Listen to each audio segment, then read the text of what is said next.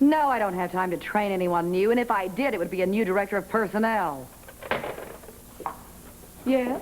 Hi, Mrs. White. I'm Cagney McCleary. I work construction on your studio annex. Now, where have I heard that name before? I was wondering if I might be able to borrow a spare set of blueprints, if that's possible. Why? Hank lost his? Actually, I wanted to study them during my lunch break. Oh, how industrious of you. Well, they're on the table. Thank you very much. I'll get them back to you in an hour, if that's all right. Now I remember where I've heard your name in connection with my stepdaughter, Susie White. Did you know that she'd left town? Yes, I know. I rather thought you might. Hello, you know Stephanie, where I'm back.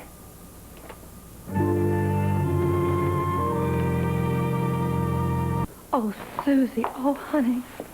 I'm so glad to see you. Are you all right? I'm fine. I was worried about leaving you without a replacement. You found one, I hope. Are you kidding? Who could replace you? Around here, honey, you're one of a kind at this studio. You're competent. I believe you two have met. Yes, we've met. Hi, Cagney. Hello. Yes, we're old friends. Mrs. Wyatt, the assignment desk is requesting a crew to cover a murder. It just came in. Oh, I'll be right there. Oh, don't go away. We have a lot to talk about. I'm glad to see you. I can't get over that you're here. It's your fault. You know, when you didn't come back with me from Stanfordville, I didn't know what to think. I hoped. Are you just visiting, or? I'm back to stay.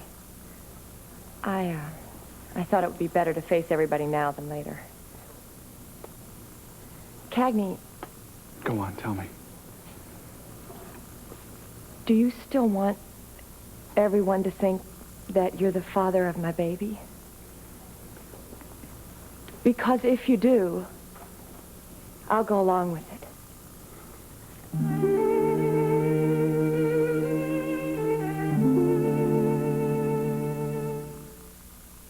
Oh, please, no more. Thanks.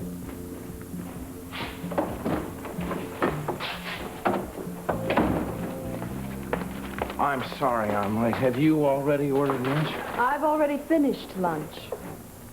Well, I am sorry. It's just, today's been one thing after another. Yes, well, I have one thing and then another, so let's get started, shall we? Right. According to the law that was passed in the legislature last night, all new public building is required to provide access for the physically handicapped. I heard that on the news. It's a long overdue idea. Since the annex began construction before that statute was passed, we might be able to get an exemption. But we want ramps for wheelchairs. Is that what we're talking about? I mean, I'm shocked that that's not in the original plan. Mrs. Zentel, if we were only talking about tearing up a few feet of concrete, sidewalk, and pouring new forms, then I wouldn't have called Jakarta this morning in an attempt to reach your husband. Well, if you've already spoken to my husband about this, I was why did not you able insist to that talk to him. He was stuck on an offshore oil rig. Now, I'm sorry if this is too much for you to deal with today, but I need an answer. I did not say this was too much for me to deal with today. I don't like what you're implying. You know, Mr. Kendall, my life is just as full, just as complicated as yours. Now, if you have a problem with the annex and I can help solve it, I will. But why don't you tell me what the problem is and let's get on with it, shall we? Let's just do that. Yes, fine. Simply put, the law states that an access ramp has to be built at every major entrance to a public building. The annex has two, one here and one here. That's the one with the problem. We build a ramp there, we have to eliminate 6 badly needed parking spaces, as well as eliminate some walls over here that are already finished construction. Well, what's the bottom line? How much would this cost? It would involve 6, possibly even 7 additional weeks of labor costs. That could amount to over $1 million in cost overruns. Are you capable of making a decision about that in your husband's absence? What are the alternatives?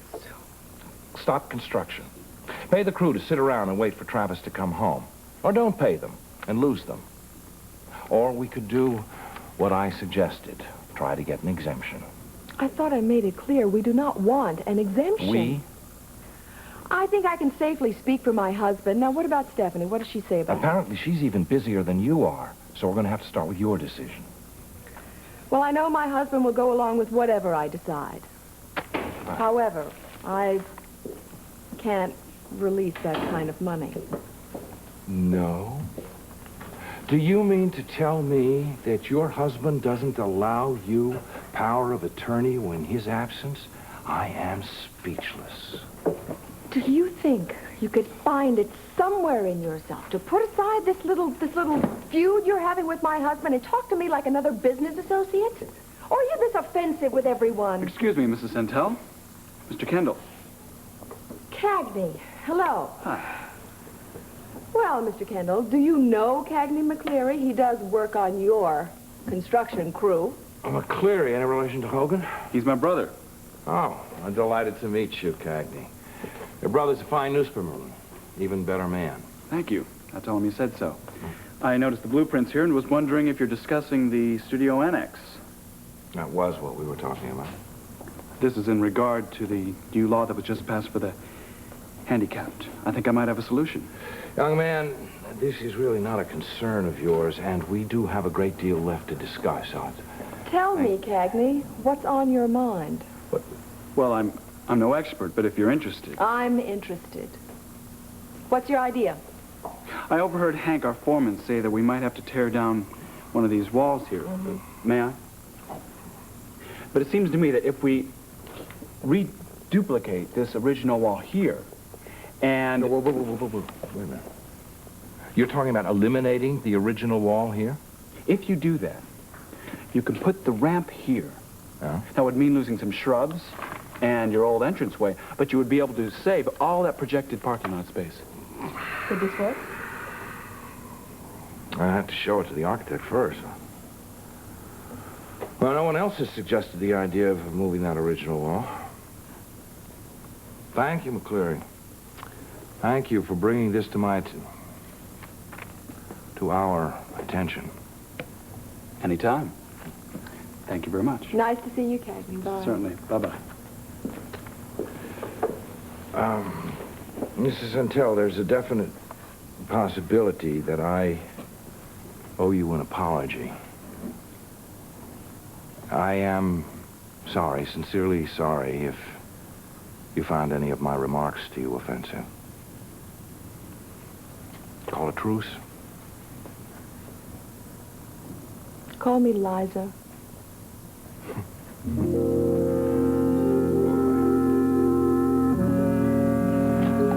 Oh, I was afraid you'd left. Now, look, I'm late for our lunch meeting, but first things first. This is more important.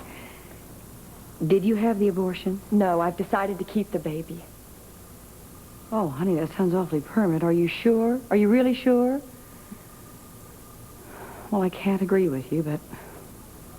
Well, if that's what you want, I'll have to accept it. Thank you.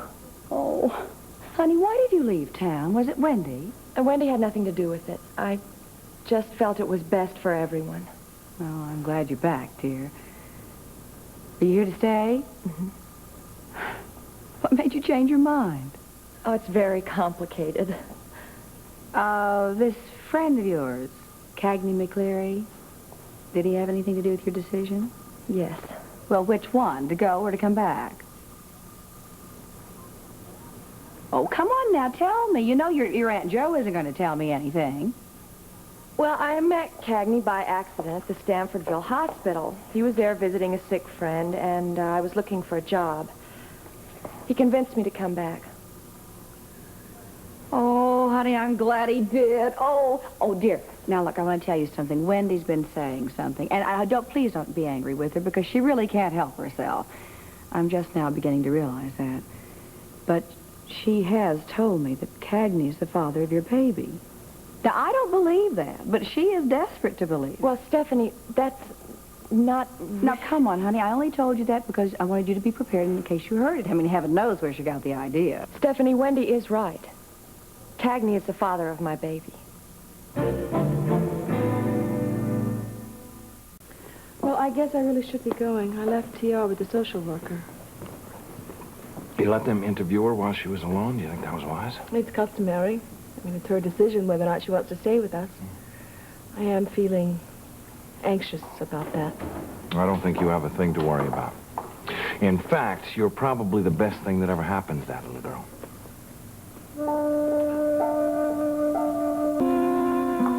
Well. How very cozy.